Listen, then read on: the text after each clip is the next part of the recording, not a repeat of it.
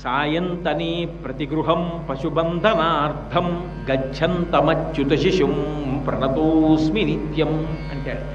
మనకేమిటండి, ఉపాసన చేసిన వాళ్ళకేమిటి? సృష్టి చేసినటువంటి చతుర్ముఖ బ్రహ్మగారికి కూడా నచ్చింది ఎవరు అంటే నిజానికి బాలకృష్ణుడే నచ్చాడు.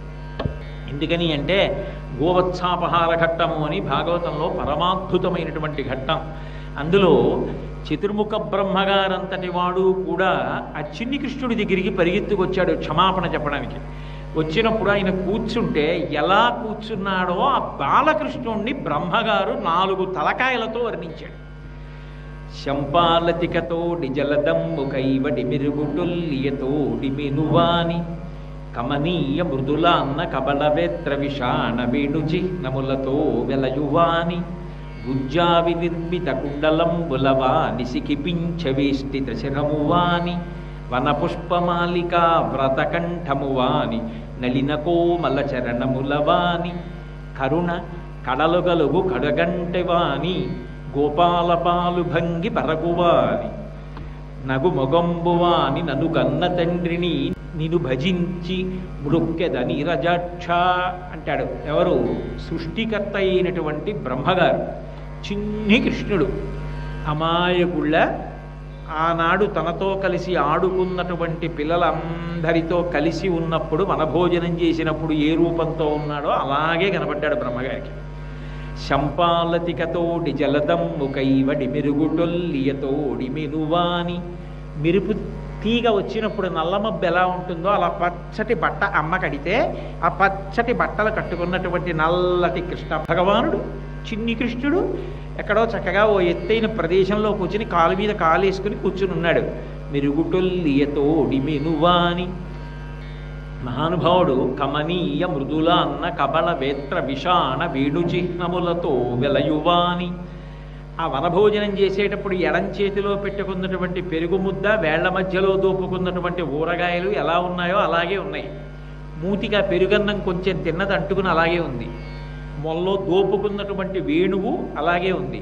పట్టుకున్న కొమ్ము బూర ఆవుల్ని దూడల్ని పిలుస్తూ పట్టుకున్నది అలాగే ఉంది. ఆ కొమ్ము బూర తగల్చుకుని నడుముకి చేత్తో కర్ర పట్టుకుని ఎడుతుంటాడు. ఆ కర్ర పక్కన పెట్టుకుని అలాగే ఉన్నాడు. వేణుచిహ్నములతో వెలయువాని గుంజావి నిర్మిత కుండలంబులవాని సిఖిపించవేష్టిత శిరమువాని. మహానుభావుడు ఏనుగు దంతంతో చేసినటువంటి కుండలాలు పెట్టుకుని నెమలి ఈక ఒకటి తలలో పెట్టుకుని వనపుష్పమాలిక వ్రతకంఠమువాని. అడవిలో పెద్ద పెద్ద చెట్లని అల్లుకుని పెరిగినటువంటి తీగ పువ్వు పూస్తే ఆ తీగను దాన్ని తెంపి తీసుకొచ్చి కృష్ణుడి మెడలో వేశారు ఆయన చుట్టూ ఉండేటటువంటి స్నేహితులు, ఆనాడున్నటువంటి స్నేహితులు. ఆ తీగ మెళ్ళో వేస్తే ఆ పువ్వుల తీగ మెళ్ళో వేసుకున్నప్పుడు అప్పుడు ఎలా ఉన్నాడో అలాగే పూల తీగతో కూర్చున్నవాడై వనపుష్పమాలిక వ్రతకంఠమువాని నలిన కోమల చరణములవాని.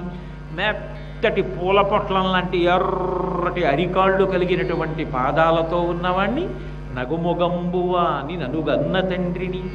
చిన్న చిరునవ్వుతో ఏవీ తెలియని వాళ్ళ అమాయకుళ్ళ నిజంగా తనతో స్నేహితులతో ఉన్న వాళ్ళందరితో కలిసి వనభోజనం చేయడానికి వెళ్ళినప్పుడు ఎటువంటి రూపంతో ఉన్నాడో అటువంటి రూపంతోనే కనపడినటువంటి బాలకృష్ణుడిని చూసి ముగ్ధుడైపోయినటువంటి చతుర్ముఖ బ్రహ్మగారు అటువంటి కృష్ణ రూపాన్ని ఉపాసన చేసి స్తోత్రం చేశాడు. అందుకే ఆ కృష్ణ రూపం అంత సంతోషదాయకం. బాలకృష్ణ రూపం, బాలకృష్ణ అని పేరు కూడా పెట్టుకుంటూ ఉంటారు.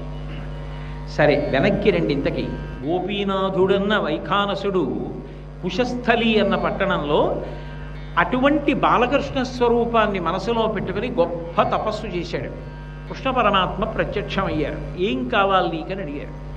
అడిగితే ఇలా నువ్వు నాకు నిరంతరం కనపడుతూ ఉండాలి, నేను నీకు పూజ చెయ్యాలి, సాకార రూపుడవై భౌతికంగా ఇలా నాకు కనపడుతుండు అని అడిగాడు.